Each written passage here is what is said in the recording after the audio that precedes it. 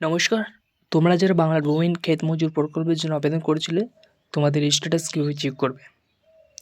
তো status check করার জন্য প্রথমত তোমাদের মোবাইলে যে কোনো একটা ব্রাউজার ওপেন করে নিতে হবে।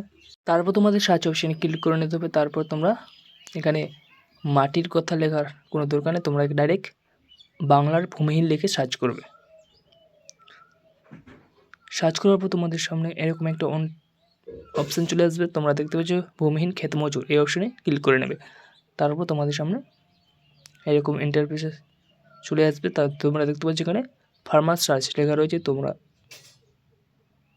অ্যাঙ্কোলজমেন্ট নাম্বার, আধার কার্ডের নাম্বার অথবা মোবাইল নাম্বার দিয়ে তোমরা চেক করে নিতে পারো। তো আমি অ্যাঙ্কোলজমেন্ট নাম্বারটাকে এখানে বসিয়ে দেবো। বসিয়ে দেওয়ার পর সার্চ অপশানে ক্লিক করার পর তোমরা দেখতে পাচ্ছ এখানে নো রেকর্ড ফাউন্ড দেখাচ্ছে। নো রেকর্ড ফাউন্ড দেখাচ্ছে এই কারণে যে এখনও পর্যন্ত আমাদের ডাটা এন্ট্রির কাজ চলছে, তাই ডাটা এন্ট্রির কাজ এখনও হয়নি, তার জন্য নো রেকর্ড ফাউন্ড দেখাচ্ছে। যদি তোমারও এরকম দেখায় তাহলে তুমি চিন্তা করো না। তো ডাটা এন্ট্রির কাজ